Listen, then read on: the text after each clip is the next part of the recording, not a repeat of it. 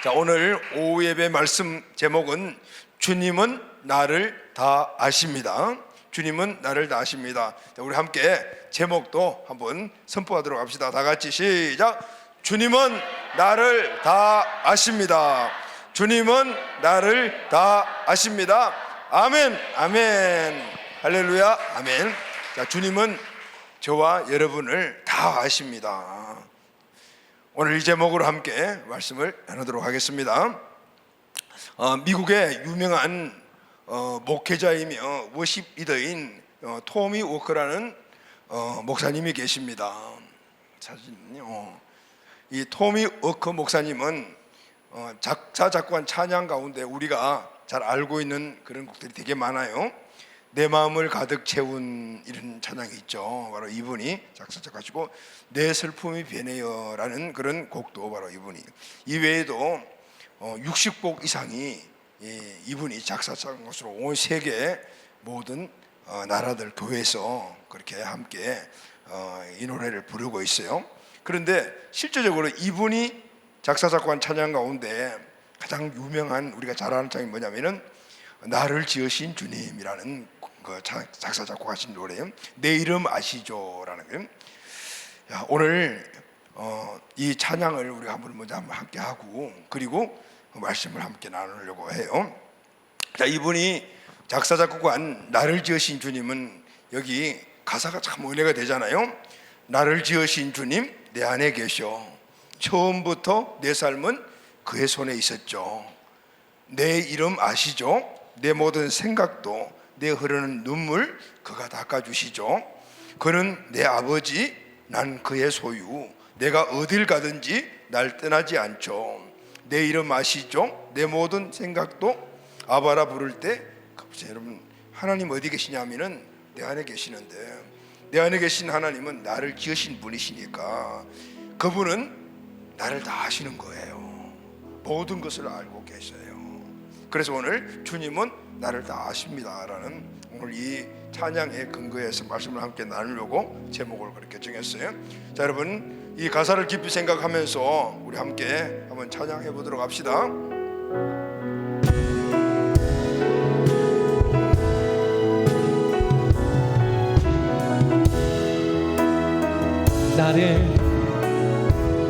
나를 지으신 주님 내 안에 계셔.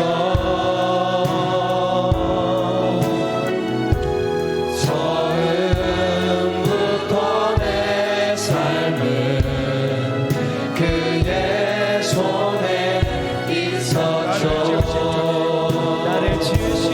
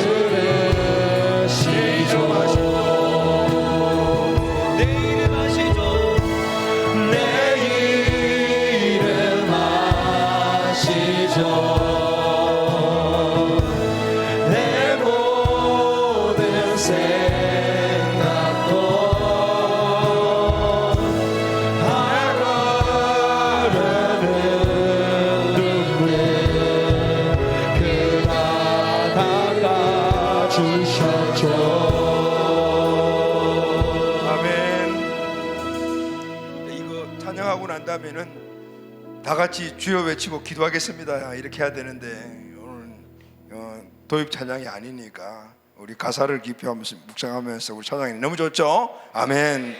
근데 여러분 토미 워커 목사님이 이 찬양을 쓰게 된 사연이 있는데 무척 감동적이에요. 이분이 필리핀에 선교 사역을 하러 가셨습니다. 한 고아원에서 선교 사역을 하는데 거기에 제리라는 한 고아 소년을 만납니다. 이 제리는 이 토미 목사님을 따라다니면서 늘 이렇게 물었대요. 목사님, 제 이름 아시죠? 내 이름 아시죠? 내 이름이 뭐예요? 대답해 주어도 또 따라다니고 묻고 또 따라다니면서 묻고 그랬어요. 그때마다 토미 목사님은 귀찮아하지 않으시고 계속해서 답변을 해줬다고 해요. 야, 너는 제리잖아. 내 이름 제리란다. 내가 다 기억하고 있어. 또 물으면 그래 맞아, 내 이름 제리야. 목사님 내 이름이 뭐예요? 그럼 너는 제리야. 맞아요. 이렇게 계속해서 답변을 해줬다고 그래요. 그러는데 그런 답변 속에서 이 목사님이 문득 떠오르는 하나의 생각이 있다 그래요. 그렇지, 이 아이 제리뿐만 아니라 우리 모두가 다 제리처럼 이렇게 외로운 존재구나.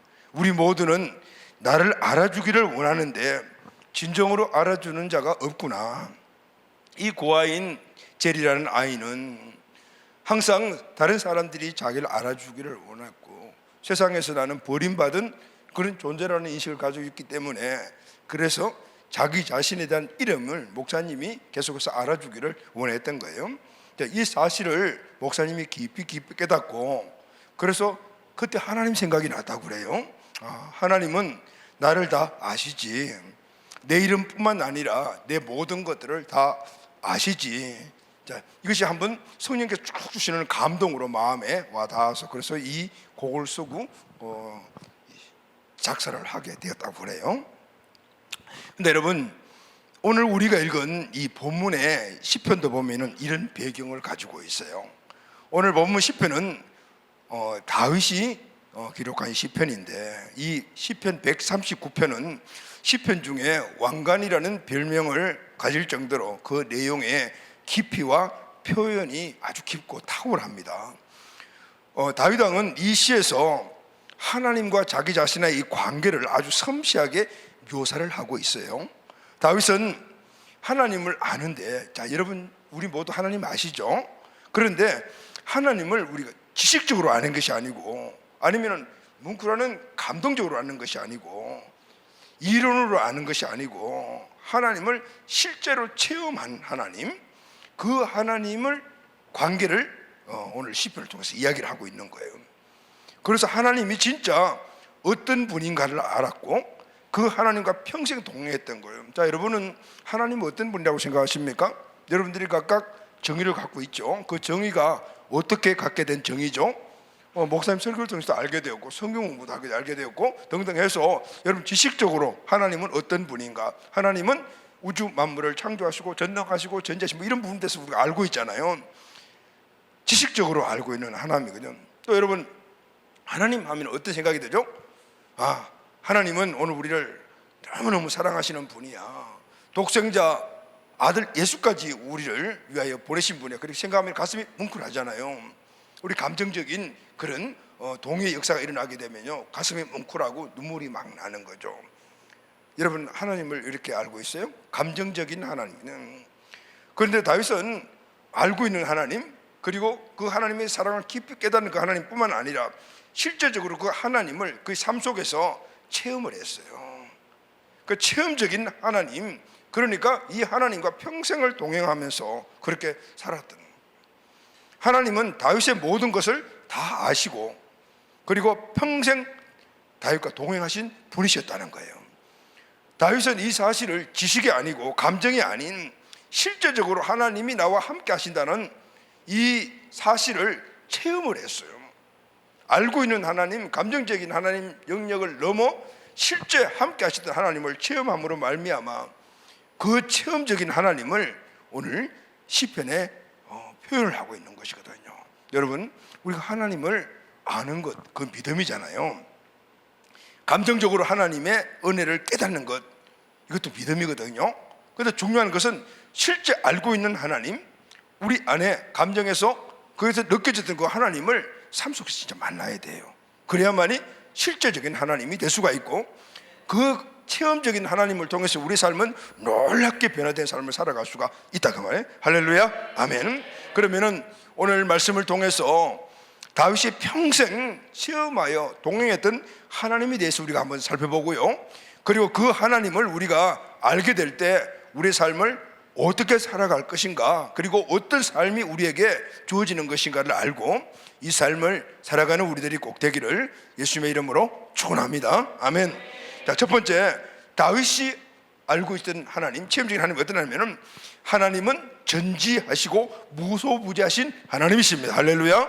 하나님은 어떤 분? 전지, 무소부재. 전지라는 말은 모든 것을 다 아신다라는 것.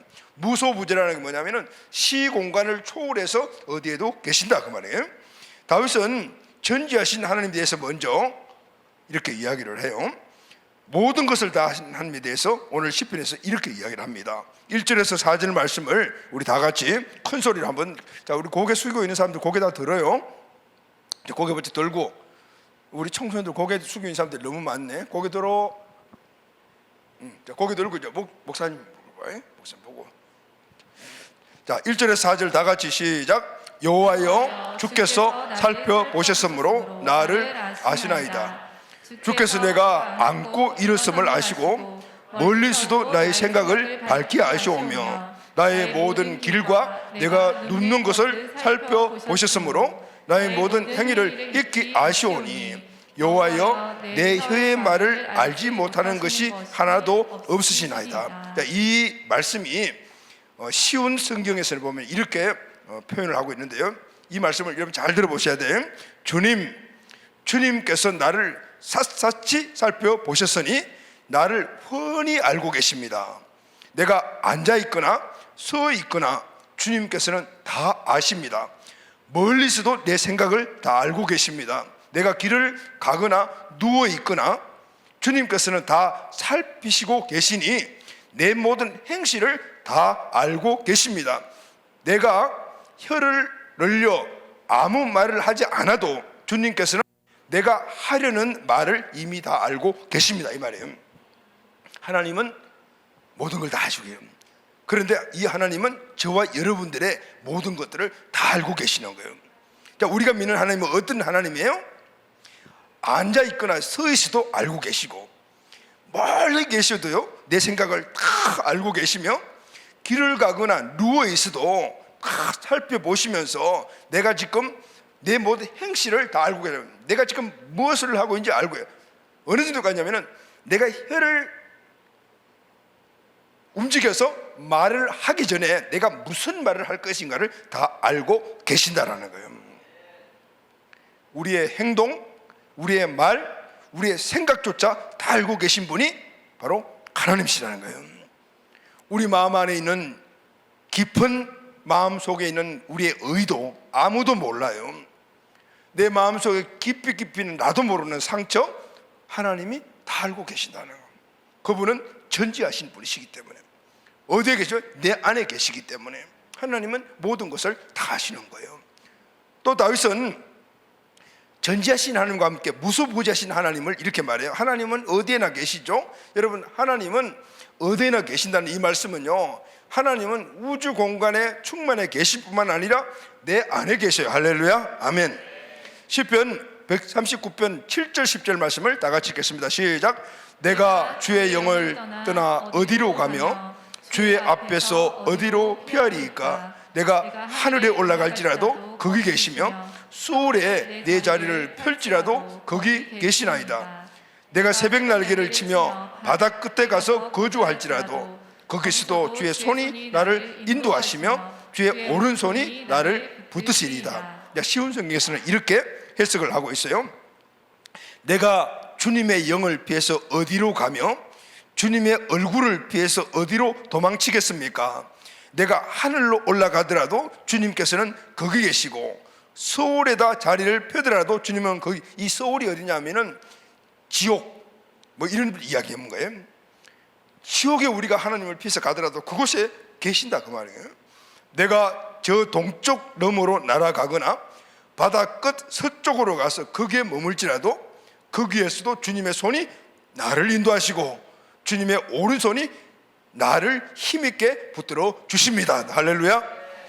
주님은 우리가 어디가 있더라도 어느 곳에 있더라도 어떤 상황에 처해 있더라도 그곳에 계시고 우리와 함께 하신다는 거예요. 할렐루야. 아멘. 하나님은 여기시기 때문에 눈에 보이지 않아도 어디에나 계세요. 이 사실을 여러분 믿어야 돼요. 할렐루야. 하나님은 어디에나 계시지만 내 안에 내 마음속에 계시죠. 그리고 여러분 이 예배 자리에 계시고 여러분 마음속에 계시며 여기 강단에도 계시고 여러분 회중 속에도 계시고 여러분이 일어나 가는 곳들마다 그곳 다 계실 뿐만 아니라 내 안에 계시니까 공간의 초월에 계시고 내 안에 계시는, 그러니까 하나님은 어디에 있더라도 어디에라도 다 있기 때문에 우리는 하나님을 피할 수 있다 없다? 없다라는 거예요. 오늘 낮에 전심밥이 너무 맛있었어요. 보기는 조금 이상했는데 맛이 너무 많으세요. 그렇다면 밥을 많이 먹은 친구들에게 많이, 지금부터 고개 숙이고 있는 사람들 오늘 밥을 2번 먹은 사람으로 간주하고 그러지? 고개 뚝 들고자 어느 곳이나 계신다. 할렐루야. 아멘. 자, 그럼 여러분 하나님이 나를 다 아신다, 하나님이 어디에나 계신다라는 이 말에는 뭐가 무시되냐면 거리가 무시돼요. 거리가. 하나님은 아무리 멀리 있어도 나를 다 아시고 나와 함께 계시고 어느 곳에 있든지 나를 아시고 그리고 나와 함께 계시고, 하나님은 나를 다 아신다. 하나님은 어디에 계신다 말은 거리를 초월한단 말이에요. 내가 어디를 가도 어디에 있어도 멀리 가고 안 보이는 곳에 아무리 숨어도 아무리 내가 아무도 보지 않는 곳에서 내가 은밀한 일을 했다 하더라도 하나님은 그것을 아시고 그곳에 계신단 말이에요. 할렐루야. 그래서 전지하신 하나님과 무소부지하신 하나님은 거리와 무관하다는, 이것이 바로 하나님이 갖고 계시는 신비한 권능입니다. 온 우주에 충만하신 영이신 하나님, 그래 가능하고, 그리고 시공간을 초월해 계신 그분이 내 안에 또 계시기 때문에 우리는 하나님을 속일 수가 없어요. 하나님을 떠날 수가 없단 말이에요. 내 안에 계시니까 여러분 내가 어디를 가더라도 거기 계시죠. 여러분들이 잠을 잘 들어도 거기 계시고 밥을 먹는 곳에도 계시고 학교에 가면 교실에 강의실에도 거기도 계시고, 그리고 내가 심지어 화장실까지 가더라도 거기까지 계시는 거예요. 내가 무엇을 하든지 다 아신다. 왜냐하면 내 안에 계시죠. 그것뿐만 아니라 편지에 계시니까 우주 공간에 영으로 충만해 계시니까 어디 가든 다 거기 계시는 거예요. 내 안에 계시고 거기 계시는 거예요. 그러니 이 하나님의 그 함께 하심을 피할 존재는 세상에 아무도 없는 거예요. 오늘 본문에서 다윗은 전지하신 하나님과 무소부지하신 하나님을 고백하고 선포하고 있는 거예요. 다윗의 이 고백과 선포는 지식적으로 이론적으로 아는 것이 아니라 자신이 직접 경험한 체험적인 고백 선포예요. 다윗은 그가 어느 곳에 있든지 무엇을 하든지 하나님이 함께 하시고 내가 한 모든 행동과 말과 심지어 생각까지 다 알고 계신다라는 것을 직접 체험을 한 거예요. 여러분들 이게 듣고 알아가지고 그런가 보다 이게 아니고 직접 거기 계신 하나님을 만나고 직접 하나님이 함께 하신 것들을 보고, 그래서 체험적인 하나님을 알고 있어. 그 체험적인 하나님을 시편에서 고백을 하고 있는 거예요. 연약한 목동 소년 다윗이 어떻게 사자와 이리들로부터 양들을 구했을까요? 이리가 맹수들이 지금 다윗이 지키고 있는 양들을 막 무릎들려고 오는데 그게 나아가서 양들을 지키기 위해서 생명을 걸고 어떻게 그 일을 할 수 있을까요? 소년인데 여러분 그렇게 할 수 있을 것 같아요? 그렇게 할 수 있던 이유가 뭐냐면은 내가 지금 이 이리와 싸우지만은 하나님이 나와 함께 하신다는 거예요. 하나님이 계시기 때문에 나는 너끈히 이 이리를 그리고 이 맹수들을 이길 수 있다라는 거예요. 양을 지킬 수가 있다는 거예요. 그 체험과 확실한 믿음이 있었기 때문에 앞으로 나서서 그렇게 할 수가 있던 거예요. 여러분 우리가 잘 알고 있는 다윗의 용맹함이 뭐죠? 골리앗을 이긴 거잖아요. 어떻게 소년 다윗이 골리앗을 이길 수가 있어요? 그런데 다윗은 확실히 알고 있었어요. 나는 소년이고 골리앗은 거인이지만은 1대1로 싸우면 나는 져. 확실히 알지만 그러나 나와 함께 하신 하나님, 나와 동행하시는 하나님, 내 안에 계신 하나님, 그분이 나와 함께 하시기 때문에 이 골리앗을 이길 수 있다라고 생각했기 때문에 그 체험적인 믿음이 있었기 때문에 골리앗을 대항해 나아가 이겼던 거예요. 할렐루야, 아멘. 다윗은 그의 모든 삶 안에 이런 수많은 체험들을 갖고 있어요. 그 시편 곳곳에 이런 체험들이 표현이 되어 있어요. 여러분, 다윗은 사울 왕을 피해서 거의 10년 동안 그렇게 도망을 다녔어요. 그런데 사울 왕이 10년 동안 이 다윗 한 명을 죽이지 못했다는 것은 기적 중에 기적이에요. 왜 기적일까요? 사울은 왕이에요. 이스라엘의 왕입니다. 그러면 수만 명의 군사를 다 동원했어요. 다윗 한 명 그거 못 잡겠어요? 그럼에도 불구하고 다윗을 잡을 수가 없었어요. 아무리 죽이려고 해도 죽일 수가 없었어요. 말이 안 되는 이야기인데 말이 된 거예요. 왜냐하면 수천 명을 동원했는데도 불구하고 그 수천 명 이상의 능력을 갖고 계신 하나님이 다윗의 앞뒤 좌우로 산울이 되어서 보호해 주셨단 말이에요. 할렐루야. 아멘. 다윗은 그것을 직접적으로 체험을 한 거예요. 그러니 골리앗이나 아니면 어떤 상황에 어려움이 있더라도 그것을 너끈히 이겨나가며 주님과 함께함으로 말미암아 승리할 수 있던 거예요. 체험적인 신앙. 그 무슨 재미죠? 하나님이 나와 함께 하신다. 하나님이 이곳에서 계신다. 하나님은 내 모든 형편과 처지를 다 알고 계신다. 이 믿음을 실제 체험했다. 그러니 세상이 겁이 나지 않았던 거예요. 요즘에 인공위성이 엄청나게 발전했잖아요. 관찰 인공위성이 얼마나 세밀하게 지구 위 우주 공간에서 지구를 보고 사진을 찍어서 그 전송하는 걸 보게 되면은 지구가 아주 손바닥 보듯이 보여지는 거예요. 그래서 위성이 찍은 그 영상을 보고 어느 타켓을 컨트롤 타워에서 야, 저거 부셔버려야 되겠다, 저 친구 죽여버려야 되겠다 이렇게 생각해서 드론을 딱 보내면은 그냥 거축살해 주는 거예요. 그만큼 위성 사진이, 위성 영상들이 아주 샤밀하잖아요. 손바닥 보여주잖아요. 실제로 김정은이 그 궁전 안에 김정은이 간식을 가지고 들어가는 그 간식이 뭔가 사과냐 떡이냐까지 다 찍어내는 거예요. 그 정도로 아주 세밀하게 그렇게 찍어냅니다. 그러니까 이제는 어떤 나라에서든지 어떤 특별한 무기나 항공기나 아니면 함정이나 군대를 숨길 수가 없어요. 아무리 위장을 해도 적외선을 이용하면 환하게 다 드러나는 것이잖아요. 다윗은 하나님의 눈이 지금 이 관찰 위성에서 하는 이 카메라와 같이 우리의 일거수일투족을 막 따라다니면서 그렇게 보고 계신다라고 이야기하고 있는 거예요. 그런데 여러분, 위성 카메라가 아무리 발전하고 그렇게 진보해도 절대로 찍을 수 없는 것이 하나 있어요. 그것은 사람 마음속을 알 수가 없다고 말해요. 마음을 찍어.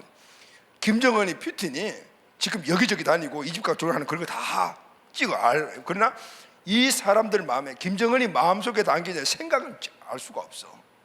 아무리 이 위성 카메라가 발전해도 그건 알 수가 없잖아요. 그런데 다윗은 하나님은 내 마음 속까지 다 아신다라고 그렇게 이야기를 하고 있는 거예요. 1절 말씀을 보면요, 이렇게 주님께서 나를 샅샅이 살펴보셨으므로 나를 환히 아신다래요. 마치 땅속에 숨겨져 있는 지뢰나 폭탄을 찾는 지뢰 탐지기 하면 안에 지뢰가 있는 거라고요. 이처럼 땅을 뚫고 헤치며 샅샅이 우리 안에 생각까지도 다 뒤져내셔 알고 계신다라는 거예요. 하나님은 우리를 샅샅이 탐색하시는 거예요. 4절에 보면은 내가 혀를 올려 아무 말을 하지 않아도 주님께서 내가 하려는 말을 이미 다 알고 계신다. 내가 말을 하지 않는데 벌써 내가 무슨 말을 할 것까지 다 알고 계신다고 말이죠. 아직 마음에 생각만 하고 있는데 말을 하려고 준비하고 있는데 하나님은 그 준비한 말까지 다 알고 계시는 거예요. 하나님의 전지하심은 이렇게 우리의 상상을 초월하신다. 하나님이 이렇게 완전하게 우리의 안과 밖을 감찰하시고 살피시는 분이셔요. 여러분, 다윗이 다 좋았는데 그 인생을 보게 되면 치명적인 잘못한 것이 하나가 있잖아요. 그것은 바세바와 불륜 사건과 함께 우리아를 전쟁터에 보내 죽게 했던 범죄한 사실이에요. 다윗은 완전 범죄라고 생각했어요. 요건 아무도 몰라, 아무도 모를 것이라고 생각했어요. 왜냐하면 범죄 현장에 아무도 없었기 때문이었습니다. 근데 하나님께서는 나단 선지자를 보내서 비유를 들어서 다윗을 책망을 합니다. 그 말을 듣는 순간 다윗은 와, 지도 새도 모르게 아무도 보는 사람이 없는 곳에서 이런 일을 저지르는데, 그런데 하나님은 보고 계셨네 라는 것을 깨닫게 되죠. 피하고 감추려고 했던 모든 순간을 하나님이 다 보고 알고 계셨단 말입니다. 그 자리에 하나님이 계셨다는 사실을 깜빡하고 이제 깨닫고 알게 되었다는 건, 다윗은 이런 일을 평생에 수없이 겪으면서 그것을 체험하여, 그래서 그것이 나에게 도리어 화가 아니고 나에게 복이 되는 사실을 만들어 간증하고 있는 시가 바로 다윗의 시편의 전반부 흐르는 맥이라는 것이에요. 여러분, 하나님은 전지하신 하나님이죠. 할렐루야, 아멘. 동시에 무소부지하신 하나님이에요. 하나님은 우리의 모든 것들을 다 아실 뿐만 아니라 우리가 어느 곳에 있든지 무엇을 하든지 모든 것을 다 알고 계시고 그곳에 계셨다는 것입니다. 그래서 하나님은 어느 곳이나 계시는 거예요. 그래서 여러분, 오늘 이 사실을 우리가 알고 감정적인 것으로 느끼는 것이 아니고 실제되는 믿음을 가져야 돼요. 할렐루야, 아멘. 다윗의 믿음이 바로 그 믿음이에요. 하나님은 나에 대해서 다 알고 계시고 어디나 계신다는 사실을 실제적으로 체험하여 그 체험적인 믿음을 갖고 있었던 거예요. 그래서 여러분, 기독교 신앙은 이론이 아니고 실제입니다. 이 체험적인 믿음에서 우리가 고백과 확신의 찬 선포가 따라 나오는 거예요. 그래서 하나님의 능력이 내 능력이 되고, 할렐루야, 세상을 이기고, 아멘, 나를 이기고 문제를 이기고 상황을 이기게 되면 승리하는 삶으로 나가게 되는 것입니다. 아멘. 자, 두 번째, 그럼 여러분, 오늘 이 말씀이 여러분들에게 믿음이 되기를 바랍니다. 하나님은 어떤 분이에요? 전지하신 분, 하나님은 무소부지하신 분, 내가 어디에서 무슨 일을 하든지 생각까지도 말을 하기 전까지도 다 알고 계시는 분, 이것이 여러분들에게 확신에 찬 믿음이 돼야 돼요. 자, 그러면은 이 전지 그리고 무소부지하신 하나님을 믿는 믿음의 사람들은 그러면은 어떤 삶의 은혜를 누리고 살아갈까요? 그리고 삶이 어떻게 달라질까요? 또 다른 말로 하면 어떻게 달라져야 할까요? 전지하신 하나님, 무소부지하신 하나님께서 내가 해야 할 일이 뭘까요? 사람은 참 이중적이에요. 사람들은 나를 다른 사람들이 다 아는 것을 좋아하지 않아요. 그렇죠, 여러분? 여러분들 지금 하나님 여러분들 다 안다고, 나도 다 안다고, 내가 어디에 있든지 나도 아니까 여러분 뭐 여러 가지 많은 생각들이 막 떠오르죠. 그런데 어때요? 별로 기분이 안 좋아요. 사람들은 대부분이 다 그래요. 내 자신, 내가 갖고 있는 것, 내 생각, 내가 하는 행동들을 다른 사람이 아는 것을 싫어해요. 좋아하지 않아요. 그래서 적당하게 숨기고 위장하고 사는 것이 사람들이에요. 그런데 또 한편 아이러니한 것은 사람들은 남들이 자신을 이해하지 못하고 마음을 알아주지 않는다라고 슬퍼하고 괴로워하고 화를 내어요. 나 자신을 알아주지 않는다고 상처받았다고 이야기를 해요. 아무도 날 이해하지 못하고 심지어 가족들이나 친구들도 내 마음을 몰라준다고 불평하면서 나는 불행하다라고 생각해요. 이거 완전히 이중적이에요. 그죠? 이중적. 자기 자신을 다시 한번 아는 걸 싫어하면서도 불구하고 또 몰라준다라고 상처받았다고 이야기하네. 그래서 여러분, 현대인들을 보면 이중성을 갖고 있어요. 수많은 군중 속에 함께 살아가면서 사람들이 모이면 시끄럽게 떠들고 고함 지르고 좋다고 박수치고 하지만은, 그러나 그 안에서 소외됨을 느끼고 그래서 고독하고 쓸쓸하게 살아간다는, 나는 쓸쓸한 순간인 거예요.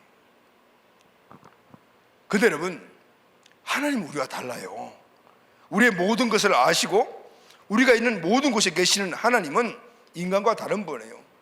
여러분, 사람들은 왜 내가 하는 행동, 내가 갖고 있는 그런 생각들을 왜 다른 사람이 아는 걸 싫어하죠?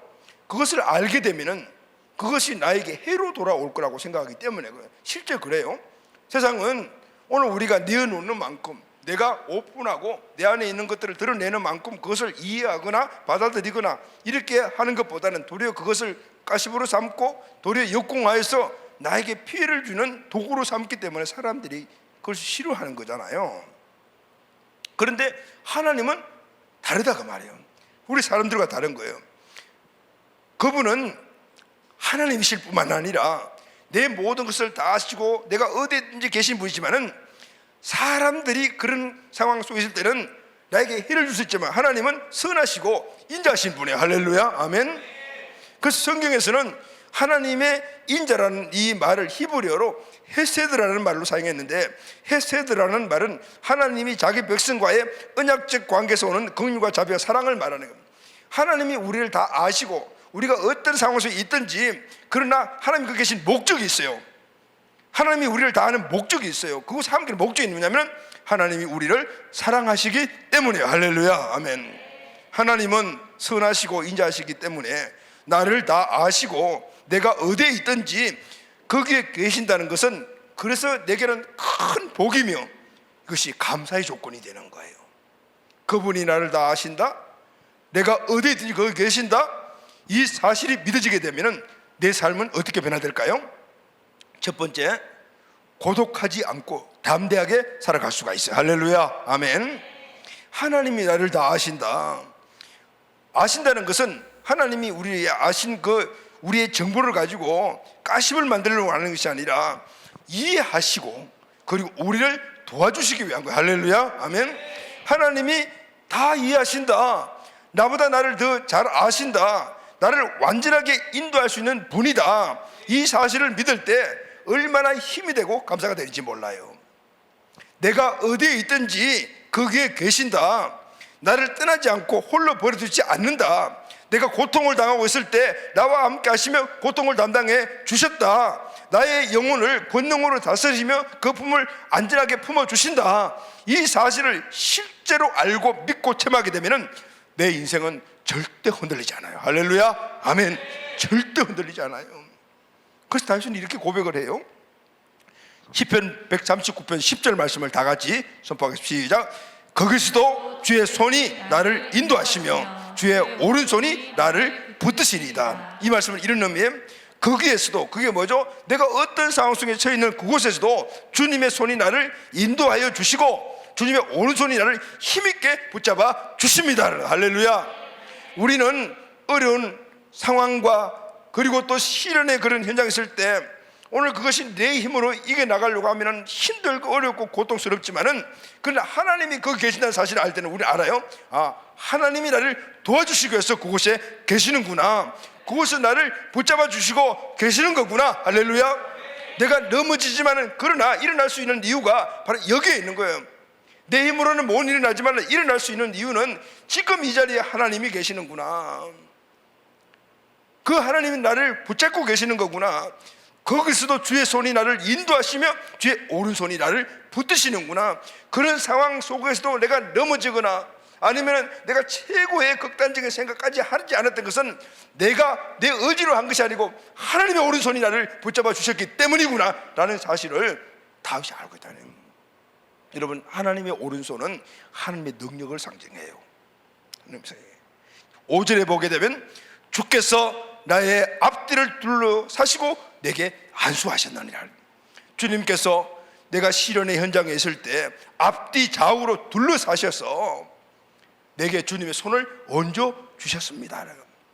그렇기 때문에 우리가 당하는 힘듦과 고난은 하나님의 현재 이 무소부사신 임재를 내가 믿고 실제 있다면 그것은 고난이 아닌 거예요. 아멘이죠, 여러분?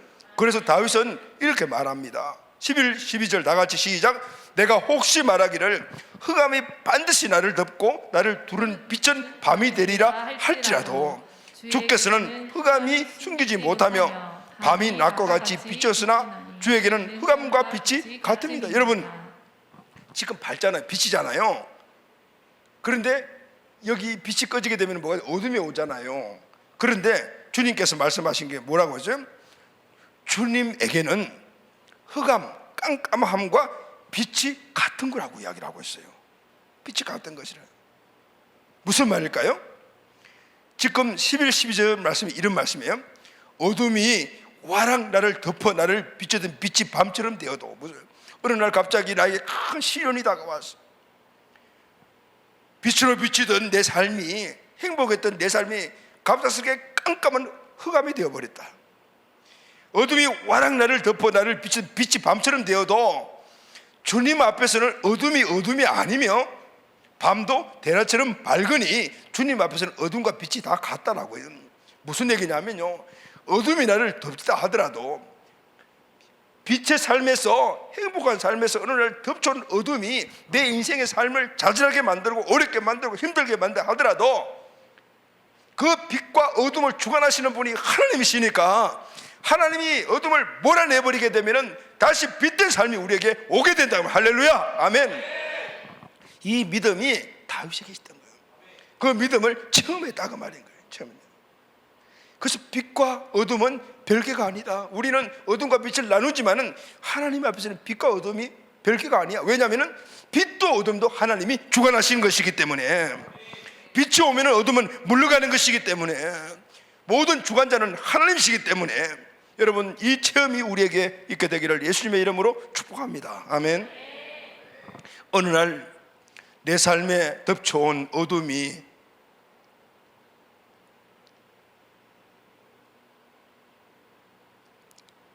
행복하고 밝았던 내 삶 전체를 영원히 흑암처럼 만들어버릴 것 같은 어둠에 사로잡혀 다시는 빛나던 행복의 순간을 돌아갈 수 없구나 라는 절망 속에 빠지게 되는 어둠들, 여러분 이런 어둠들을 경험하신 적이 있어요?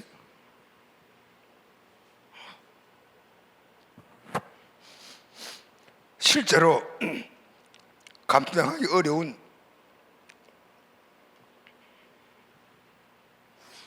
시련을 당하면 몸도 마음도 병이 들고 점점 상황이 나빠져 영영 일어나지 못하겠구나 라는 생각을 갖고 있을 뿐만 아니라 일어나지 못하는 사람들이 많이 있어요. 좌절이 올 만큼 힘든 일을 당하면 사람의 인격도 변해. 사방을 더듬거려도 탈출구를 짤 수 없을 것 같고 어둡고 막막한 상황에 오기는 이렇게 말이네요. 다윗은 이런 시련을 겪고 지나고 보니 주님 앞에서 어둠이 아니구나라는 것을 깨닫게 되었더라고요. 깜깜한 어둠인 줄 알았는데 주님 안에서는 결코 어둠이 아니고 어둠이 나를 삼킬 수 없다라는 사실을 깨닫게 되었어요. 다윗이 끝이 없을 것만 같던 긴 어둠의 터널을 10년이나 지났어요. 만일 다윗을 덮었던 그 어둠이 정말 어둠이었다면 다윗은 위대한 왕이 될 수 없었겠죠. 여러분, 저와 여러분들을 지금 덮고 있는 어둠이 있다면 오늘 그 어둠이 내 인생을 암흑으로 만드는 것이 아니에요. 어둠을 주관하시는 분이 하나님이심을 알게 될 때 오늘 다윗처럼 그 어둠을 하나님께 의지하고 나가게 되면은 다윗처럼 위대한 왕이 될 수가 있어요. 할렐루야, 아멘. 만일 다윗을 덮었던 그 어둠이 정말 어둠이었다면 다윗은 왕이 될 수가 없었을 거예요. 다윗은 그것을 체험했다, 고백했다. 중요한 것은 우리가 어둠과 빛을 주관하시는 분이 하나님의 사실을 체험해야 돼요. 아멘. 여러분, 우리에게 지금 있는 어둠은 주님 안에서는 결코 어둠이 아니다. 할렐루야, 아멘. 우리도 다윗처럼 그것을 체험하고 어둠을 빛으로 바꿔버리는 주님의 놀라운 능력을 우리가 보고, 그리고 다윗처럼 확신에 찬 고백, 어둠과 빛은 하나입니다, 하나님 앞에서는 아무것도 아닙니다라는 고백이 우리에게 있어야 될 줄로 믿습니다. 아멘. 요즘 우리 청년 세대가 참 힘들죠. 취업 전문 포털 업체에서 보니까 청년 세대 2,880명을 상대로 설문조사를 실시했어요. 그런데 응답자 중 절반 이상이 결혼을 안 하겠다라는 것이 아니고 결혼을 포기하겠다라고 답변했어요. 또 거기 보게 되면 내 집 마련, 출산, 연애도 포기하겠다라고 그래요.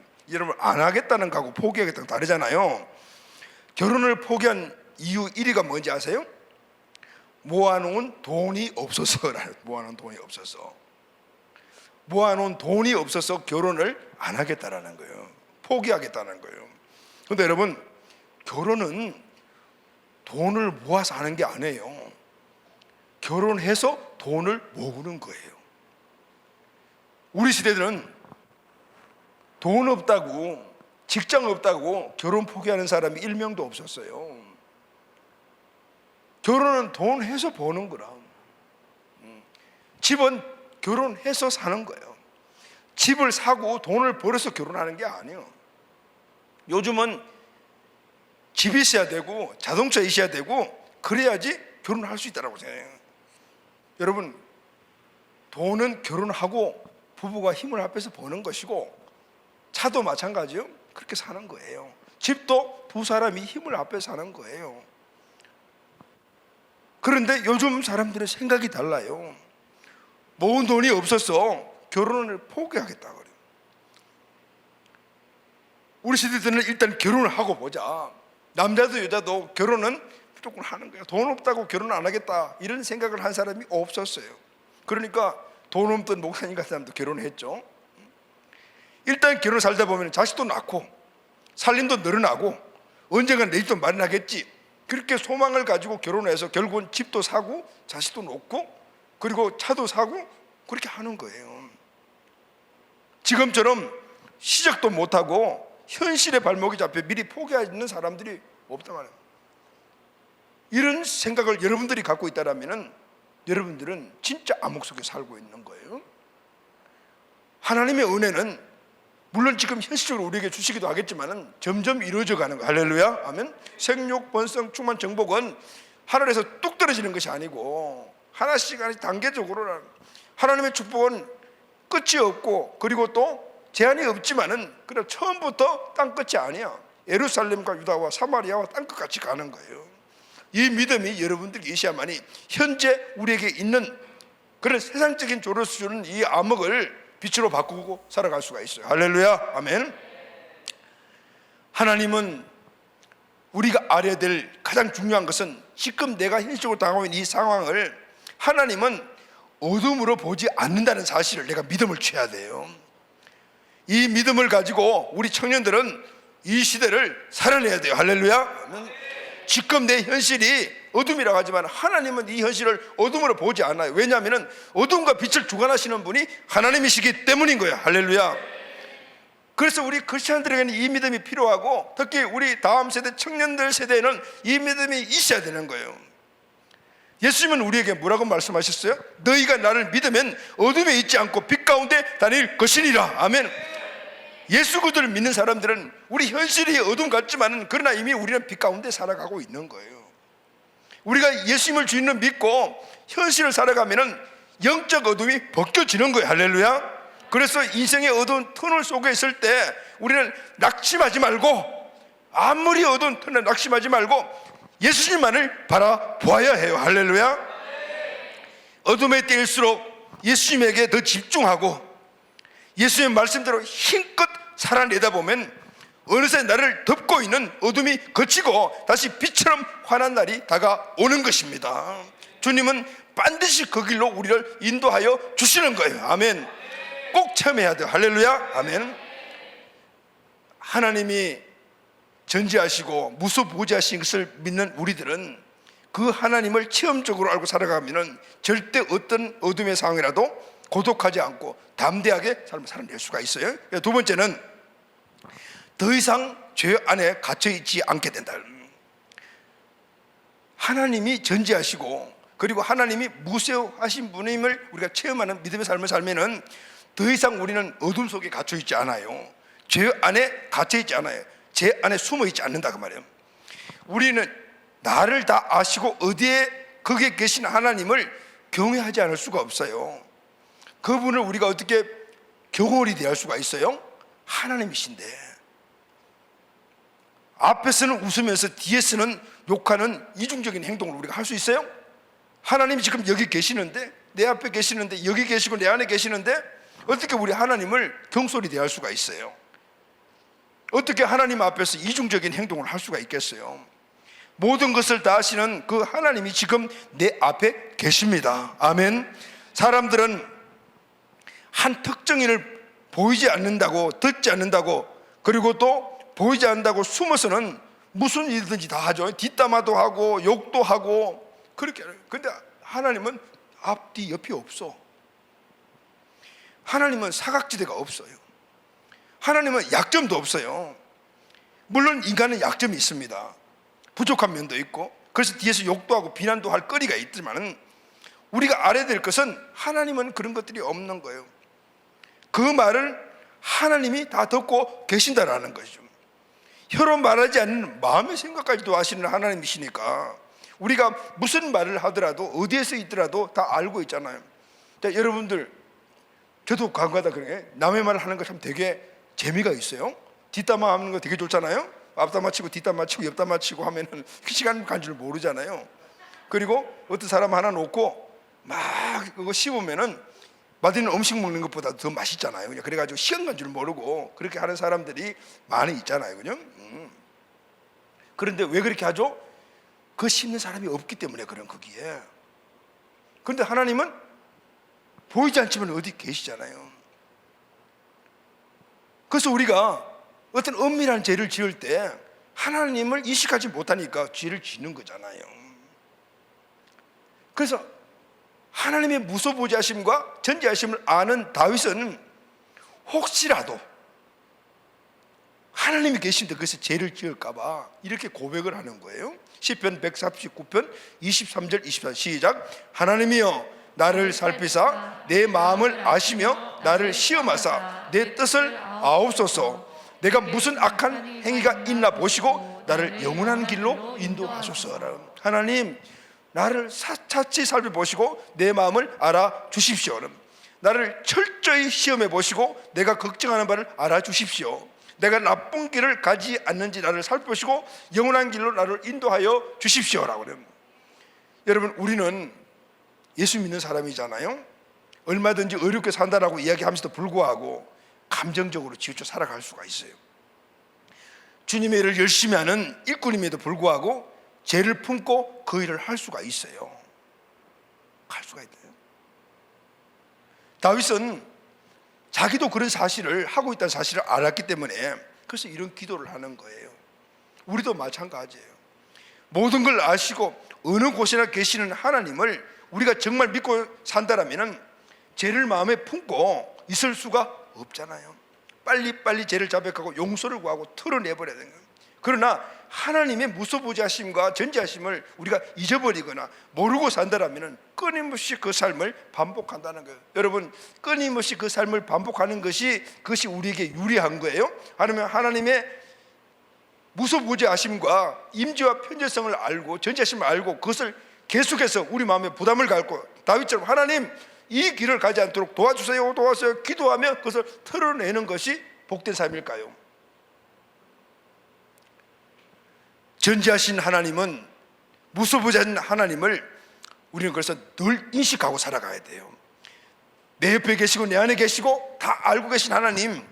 그런데 우리가 그 하나님을 무시해버리고 내 마음대로 내 생각대로 살고 마음대로 하는 건 이유가 뭘까요? 하나님이 거기 계시다는 것을 갖다 우리가 인식하지 못하기 때문인 거예요. 전지하신 하나님, 무소부지하신 하나님을 늘 인식하고 사는 방법이 뭘까요? 오늘 말씀의 결론이 바로 이거예요. 여러분, 다윗과 같은 사람도, 그런 믿음의 사람이라고 하는 다윗도 무소부지하시고 전지하신 하나님을 잊어버리고 그런 죄를 범했고 마음대로 살았던 것을 우리 알잖아요. 그리고 그렇게 살아가지 않으려고 고백하고 노력한 그 체험의 결과를 오늘 고백했잖아요. 전지하신 하나님, 무소부지하신 하나님을 늘 인식하고 살아가는 방법이 뭘까요? 하나님의 임재를 의식하며 임재 안에 살아가는 거예요. 할렐루야, 아멘. 하나님의 임재를 우리가 의식하고 임재 안에 사는 거예요. 근데 실제는 하나님 벌써 임재하고 계시잖아요. 여기 계시고 내 안에 계시잖아요. 다 아시고 계시잖아요. 근데 우리가 그걸 인식하지 못하는 거예요. 인식하고 사는 것은 임재를 의식하고 임재 안에 살아가는 거예요. 여러분은 하루 종일 하나님을 얼마나 의식하고 살죠? 내 안에 계신 예수님을 얼마나 생각하고 사느냐 말이에요. 하루 24시간이잖아요 24시간 동안 여러분 몇 시간 예수님을 인식하고 살아갑니까? 직장일, 학교 수업, 친구 만나고 그러다 보면은 하나님을 인식할 시간이 없어요. 그러니 하나님의 임재를 인식하지 못하는 거예요. 그러니 내 마음대로 살아가는 거예요. 하나님을 인식하지 않으면은 임재 안에 살지 않으면은 초점이 자기 자신에게 맞춰집니다. 그러면은 자기 자신에게 맞춰진 초점이 뭐죠? 자기애잖아요. 자기 연민, 육신의 욕구 일어날 때 그것을 따라가는 것은 자기 자신을 사랑하는 거예요. 하나님을 인식하지 않으면 당연히 그렇게 될 수밖에 없잖아요. 자신의 연민에 빠질 수밖에 없고 죄에 빠질 수밖에 없는 거예요.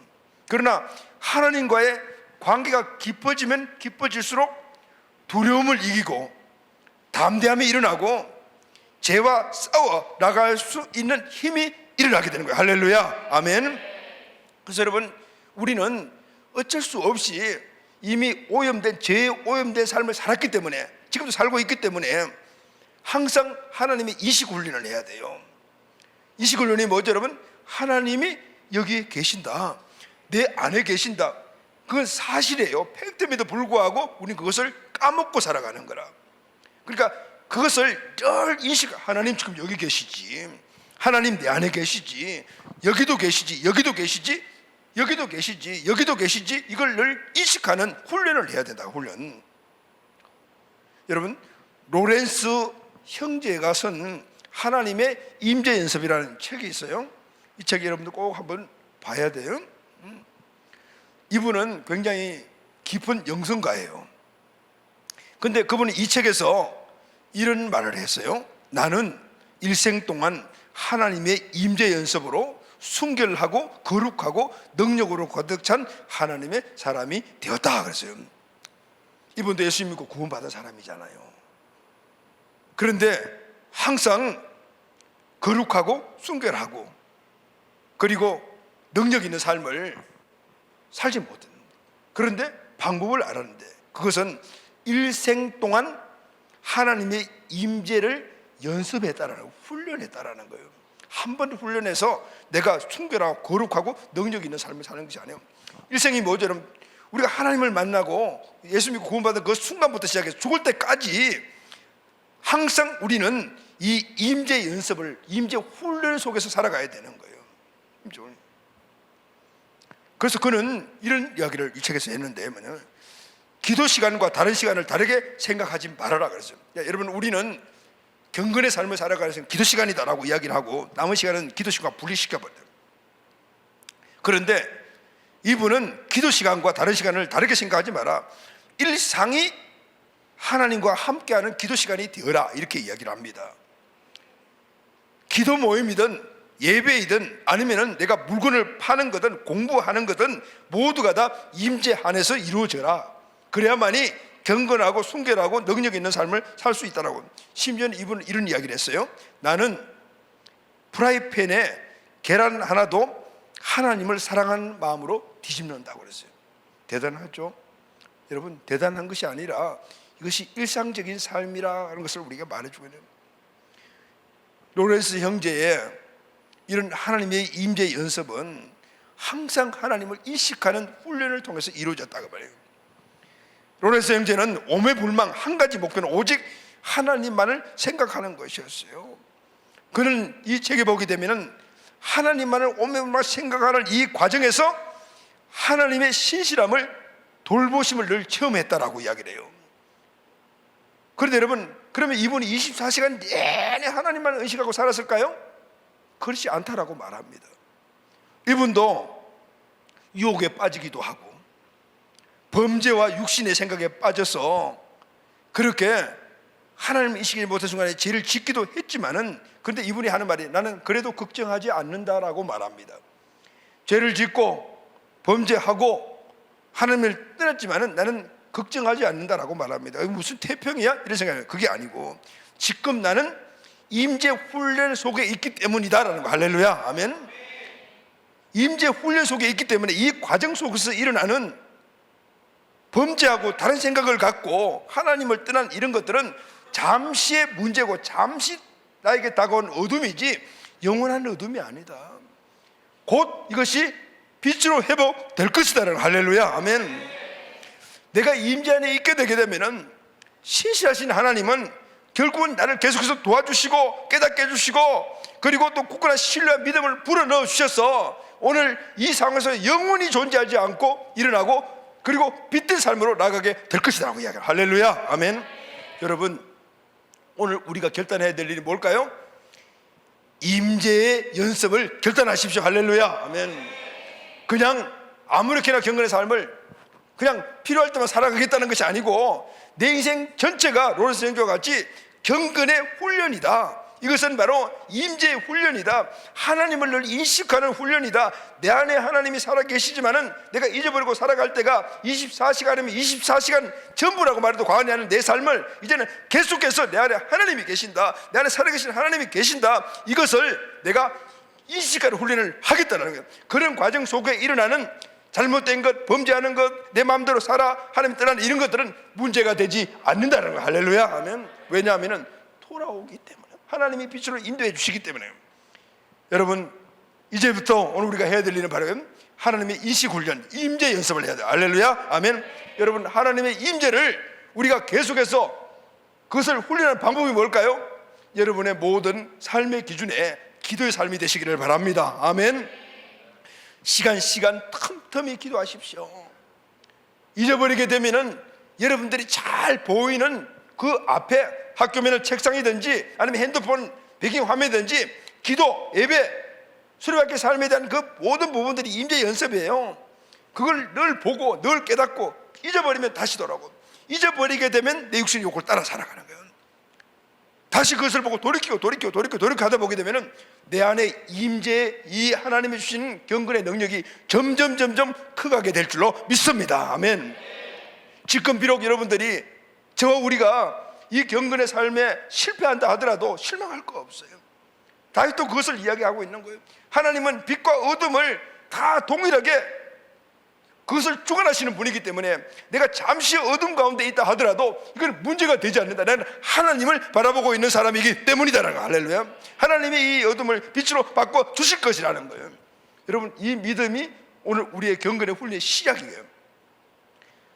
말씀 앞에 나오시기를 주의 이름으로 축원합니다. 아멘. 말씀을 늘 읽으십시오. 핸드폰과는 좀 여러분들이 거리를 두십시오. 예배에 갈증을 가지시기를 바랍니다. 여러분의 책상과 여러분의 삶과 여러분의 핸드폰에 하나님의 찬양하는 찬양들이 늘 일어나게 되기를 예수님의 이름으로 축원합니다.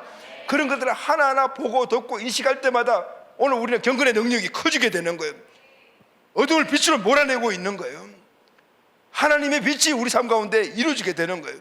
그것도 노력도 하지 않고 매일 핸드폰 속에 그냥 막 빨려들어, 어둠 속으로 빨려 들어가는 거예요. 빛된 자녀들과 교제하는 거예요. 믿음의 사람들을 널리 시가고 전화하고 문자하고 그렇게 하십시오. 뒷담화 좋아하는 사람 만나가지고 계속해서 다른 사람 뒷담화 하지 말고, 그게 어둠이잖아요. 경건한 사람들과 항상 나눌 때 우리 안에 경건의 능력이 일어나게 되는 것이죠. 그럴 때 우리는 주님 앞에 서날까지 이런 것들이 계속 반복되겠지만은 그날 점점 천국을 누리며 살아갈 수 있는 문제가 되는 거예요. 할렐루야, 아멘. 말씀 결론하고 우리 한번 기도할 텐데, 여러분 다윗의 믿음을 배우시기를 바랍니다. 나의 모든 것들을 아시고 어디에서나 함께 하시는 주님의 임재 안에 살아가십시오. 임재 안에 살면 고독함과 두려움을 이기고 담대하게 살아가게 됩니다. 할렐루야. 임재 안에 살면 죄악과 싸워 이기는 승리의 삶을 살게 되는 것입니다. 아멘.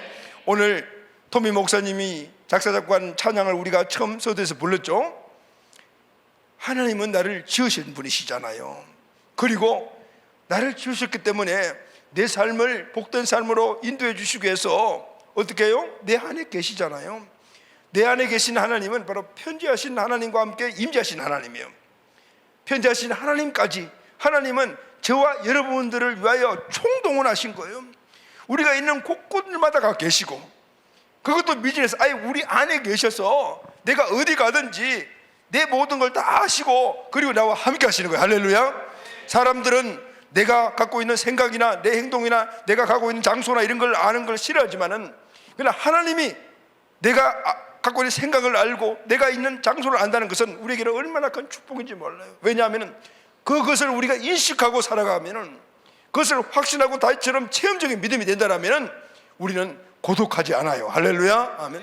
사람들이 오늘 토미 목사님과 같이 제인이라는 이 아이가 내 이름 아시죠라고 물었던 것은 부모에게 버림받고 또 세상에서 고독하게 살았고 나밖에 없다는 사실을 인정받게 하는 거지만, 그러나 무소부지하신 하나님이 있는 그곳이라면 하나님은 나와 함께 하시잖아. 할렐루야. 내 부모는 나를 떠나고 내 친구는 나를 배신하고 내가 아는 사람들은 다 나에게 손가락질하고 한다 하더라도, 그러나 하나님만은 나를 인정하시고 이해하시고 도와주시고 사랑하시는 분이시기, 그분이 지금 나와 함께 하시다는 사실을 알 때 우리는 고독하지 않아요. 하나님을 인식하지 못하고 살아가는 사람들이 부모 탓하고 환경 탓하고 사람들이 나를 알아주지 않는다고 이야기하고 상처받다고 이야기하는 거예요. 하나님이 내 모든 것들을 아시고 그리고 나와 함께 하신다면 내가 아무리 은밀한 곳에 있다 하더라도 하나님 그곳에 계시잖아요. 그것이 우리에게 프라이버시 문제가 되나요? 하나님은 그곳에 계셨어요. 너 이놈 지금 뭐하고 있는 거냐, 너 지옥 보낼 거야, 그렇게 하시기 위해 우리를 따라오신 분이 아니잖아요. 그분은 내가 너와 함께 있어 이것을 인식하게 되면 하나님을 떠나지 않고 하나님 말씀대로 살아가는 것을 원하시고, 그것이 빛의 삶이고 복된 삶이기 때문에 그곳에 있어 주시는 거예요. 할렐루야. 아멘. 하나님은 어떤 분이시죠? 하나님은 전지하신 분이시래요. 모든 것을 다 아시죠. 하나님은 어떤 분이시죠? 무소부지하신 분이에요. 무소부지하신 분은 두 가지 의미가 있어요. 편재에 계시는 거예요. 온 우주 안에 영으로 충만해 계시고, 이제 심지어는 내 안에 영으로 계시는 거예요. 할렐루야. 아멘. 이 하나님은 어떤 하나님의 헤세드 하나님이래요. 헤세드 하나님은 언약적인 그 관계 안에서 무조건적인 사랑을 베풀어 주시는 하나님이신 거예요. 할렐루야. 아멘. 그분이 나의 모든 것을 아시고 내가 어떤 상황에서 있다 하더라도 오늘 그것이 우리에게 두려움이 대상이 아닌 거예요. 도리어 하나님의 사랑의 장소가 된다. 할렐루야. 아멘. 이 하나님을 다 인식하는 훈련을 여러분 꼭 하시기를 바랍니다. 아멘. 여러분 말씀, 기도, 예배, 그리고 믿음의 사람들과의 교제, 여러분 집중하세요. 그럴 때마다 하나님을 의식하게 돼요.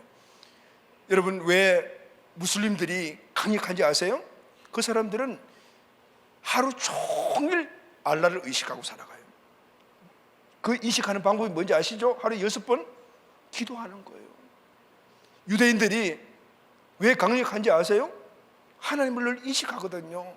지금도 경건한 유대인들 하루에 3번 시간을 정해놓고 기도해요. 그러니까 잠자는 시간 빼고 3번 기도를 정해놓고 한다면요, 하루 종일 하나님 인식하고 살아갈 수 있어요. 할렐루야. 아멘. 여러분들도 우리도 새벽 기도, 점심시간에 잠시 짬 내서 큐티하고 기도하고, 저녁 시간에 교회 와서 1시간 기도하고, 저녁 자기 전에 기도하고 한번 이렇게 해보십시오. 그러면은 하루 종일 주님을 인식하며 살아갈 수가 있어요. 그럴 때 우리는 경건의 능력이 있는 하나님의 자녀로 세상을 이기고 죄를 이기고 우리의 내 자신의 육신의 욕구를 이기며 살아가는 복음자가 될 줄로 믿습니다. 아멘.